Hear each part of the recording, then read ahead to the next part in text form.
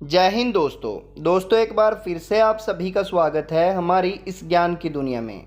दोस्तों आज के हमारे इस वीडियो में हम आपको बताएंगे शिव पुराण श्री रुद्र संहिता के तृतीय खंड के 14वें अध्याय की कथा, जिसमें वज्रांग का जन्म एवं पुत्र प्राप्ति के वर के बारे में बताया गया है। नारद जी कहने लगे, ब्रह्मा जी, तारकासुर कौन था जिसने देवताओं को भी पीड़ित किया, उन्हें स्वर्ग से निष्कासित कर दिया और स्वर्ग पर अपना एकाधिकार स्थापित कर लिया? कृपया मुझे इसके विषय में बताइए। ब्रह्मा जी बोले, हे मुनि नारद, मरीचि के पुत्र कश्यप मुनि थे। उनकी 13 स्त्रियां थीं, जिसमें सबसे बड़ी दिति थी। उससे हिरण्यकश्यप तथा हिरण्याक्ष नामक 2 पुत्र हुए। हिरण्यकश्यप तथा हिरण्याक्ष को श्री हरि विष्णु ने वराह तथा नरसिंह का रूप धारण करके मार दिया था। तब अपने पुत्रों के मर जाने से दुखी होकर दिति ने कश्यप से प्रार्थना की तथा उनकी बहुत सेवा की। उनकी कृपा से दिति पुनः गर्भवती हुई। जब इंद्र को इस बात का पता चला तो उन्होंने दिति के गर्भ में ही उसके बच्चे के छोटे छोटे टुकड़े कर दिए, परंतु दिति के व्रत एवं अन्य भक्ति भाव से बालक को मारने में वे सफल न हुए। समय पूरा होने पर उसके गर्भ से 49 बालक उत्पन्न हुए। ये सभी भगवान शिव के गण हुए तथा शीघ्र ही स्वर्ग में चले गए। तत्पश्चात दिति पुनः अपने पति कश्यप मुनि के पास गई और उनसे पुनः माँ बनने के विषय में कहने लगी। तब कश्यप मुनि ने कहा, हे प्रिय दिति, अपना तन मन शुद्ध कर भक्ति भाव से तपस्या करो। 10,000 वर्ष बीतने के पश्चात तुम्हें तुम्हारी इच्छा के अनुसार पुत्र की प्राप्ति होगी। यह सुनकर दिति ने श्रद्धा पूर्वक 10,000 वर्षों तक कठोर तपस्या की। तपस्या के उपरांत पुनः वे अपने घर लौट आई। तब कश्यप मुनि की कृपा से दिति गर्भवती हुई। इस बार उन्होंने एक अत्यंत पराक्रमी और बलवान पुत्र को जन्म दिया। इस पुत्र का नाम वज्रांग था। वज्रांग दिति की इच्छा के अनुरूप ही था। दिति इंद्र द्वारा किए गए छल कपट से बहुत दुखी थी और उनसे बदला लेने के लिए अपने पुत्र वज्रांग को देवताओं से युद्ध करने की आज्ञा दी। वज्रांग और सभी देवताओं का बहुत भयानक युद्ध हुआ।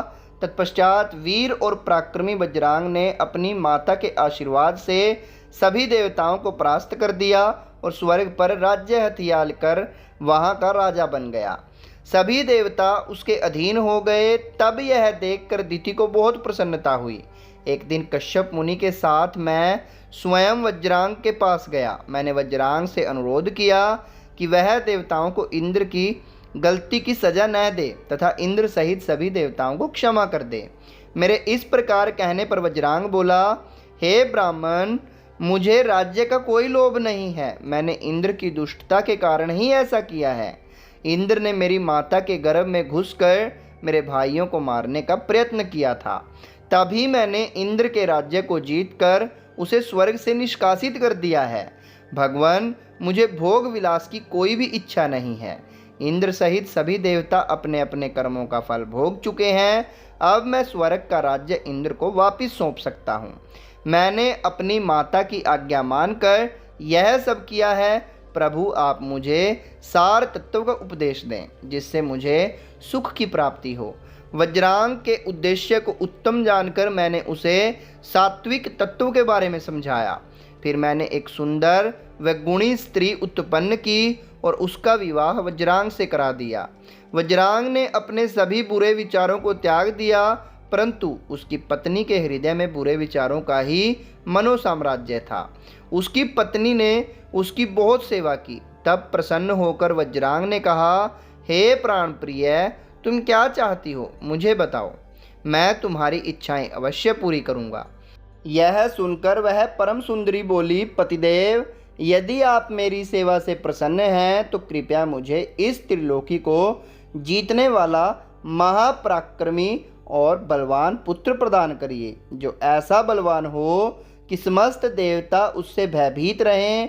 अपनी पत्नी के ऐसे वचन सुनकर वज्रांग सोच में डूब गया, क्योंकि वह स्वयं देवताओं से किसी प्रकार का कोई वैर नहीं रखना चाहता था, परंतु उसकी पत्नी देवताओं के साथ शत्रुता बढ़ाना चाहती थी। वज्रांग सोचने लगा कि यदि सिर्फ अपनी पत्नी की इच्छा को सर्वोपरि मानकर उसे पूरा कर दिया जाए तो सारे संसार सहित देवताओं एवं मुनियों को दुख उठाना पड़ेगा, और यदि पत्नी की इच्छा को पूरा नहीं किया तो मैं नरक का भागी बनूंगा।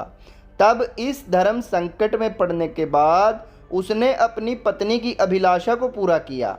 अपनी पत्नी की इच्छा अनुसार पुत्र प्राप्त करने हेतु वज्रांग ने बहुत वर्षों तक कठोर तपस्या की। मुझसे वर प्राप्त कर अत्यंत हर्षित होता हुआ वज्र अपनी पत्नी को पुत्र प्रदान करने हेतु अपने लोक में चला गया। तो दोस्तों यहाँ पर समाप्त होता है 14वां अध्याय। कल फिर मिलेंगे आपको 15वें अध्याय के साथ। तब तक के लिए जय हिंद, जय भारत।